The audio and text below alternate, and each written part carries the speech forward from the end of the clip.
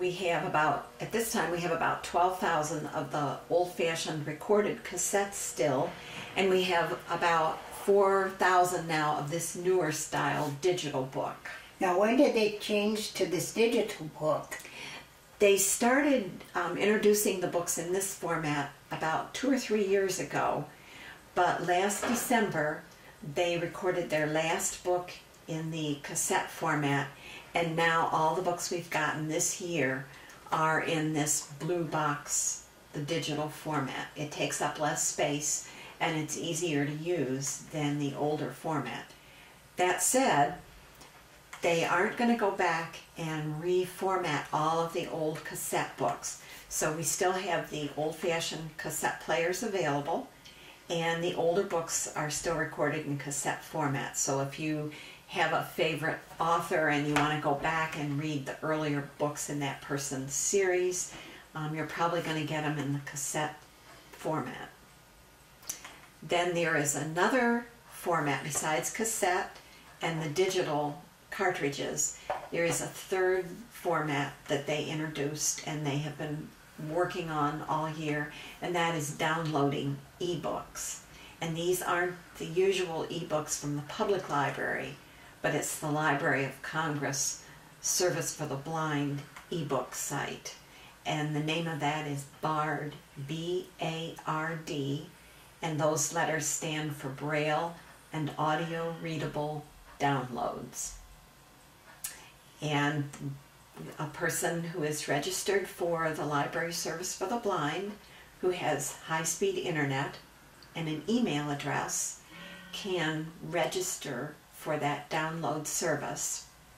And once your registration is accepted, then with your own personal 4 gigabyte thumb drive, you can go to your computer, log in to BARD using your password that's been given to you, and then you can select books that are available there and download them on your thumb drive, plug them into the side of your player, there's a port on the side, and play them that way. So well, they've stayed right on top of the technology. They're really trying to keep up with it. But with the first thing we do is make the appointment to come out to your house and bring the machine and some books, which I've done today, and we will go over the player and how to operate it. Are you ready? I think so. I'm not positive. Well, first of all, you can't erase and you can't record, so you can't really mess up. All I want to do is listen to it. That's right, and that's all the player does is play them for you. With this machine, you can use electricity. It has a 2-prong plug, or it has its own rechargeable battery. It can play on the battery for 20-some hours before it has to be recharged. And to recharge the battery, you simply plug the machine into the wall, and it takes a few hours to recharge. I was just going to say, how long does it take to recharge? It takes about 3 hours, 3 or 4 hours at the most. Well, then it's a wise idea to put it in at night. Or you can just leave it plugged in all the time, and it stays automatically charged. Mm-hmm. Yeah. Well, there's nothing like making it easy for us. Yes.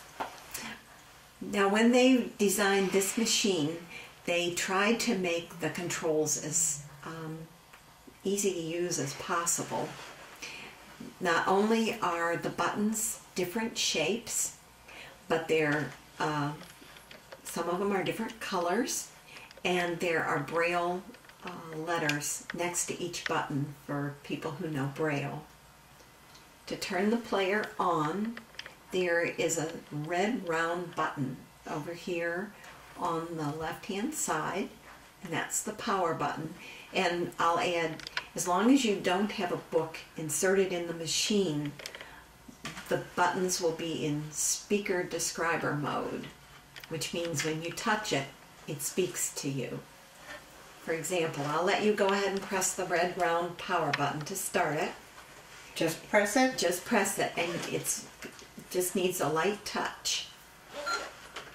Player on. Press any button to learn about its function. Battery charge remaining 28 hours. Now, You've turned it on, and it told you it's on, and it tells you how much battery time remains. Even if your player is plugged in, it'll always tell you how many hours of battery charge remain.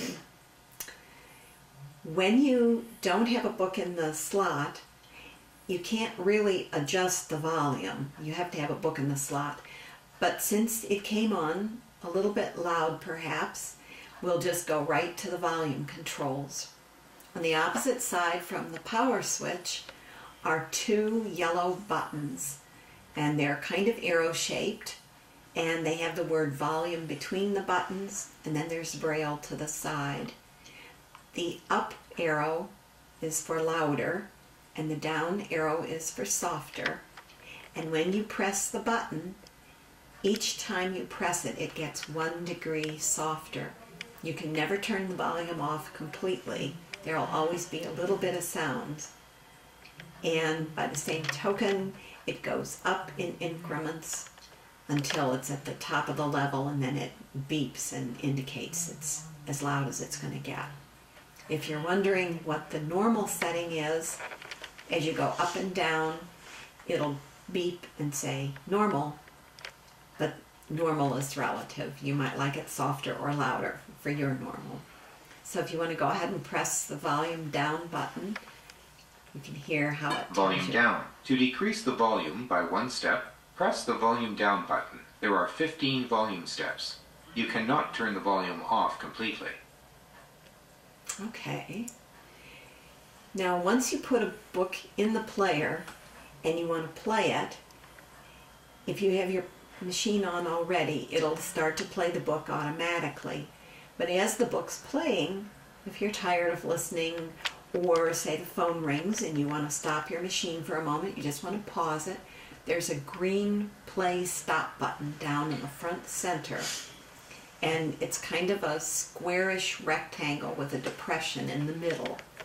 I'm just noticing there's a round red button for power. There's a slight rectangular green for turning the voice on. Mm-hmm. And the volume was yellow. Yes. Mm-hmm. Well, they've taken everything into consideration. They've really tried.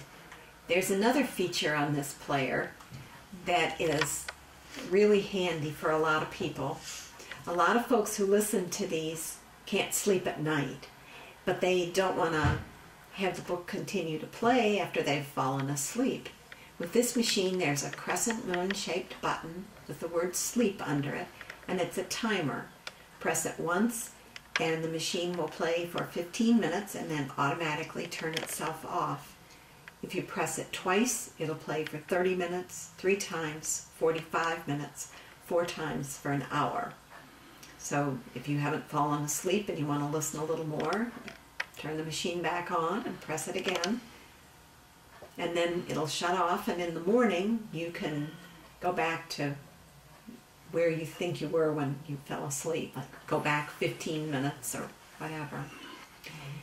If you want to go back and hear something you missed, there is a rewind feature. To the left of the green button, there is a raised white arrow with a raised edge on the point of the arrow for rewind. On the other hand, if you want to skip through the introductory material, there's a fast forward button on the right side. The fast forward and the rewind only work as long as you hold the button down. With these digital books, you don't need to go back and rewind the tape before you return it to the library. And it isn't actually a tape, it's a digital book, but people ask if they need to rewind it anyway, but no, you don't.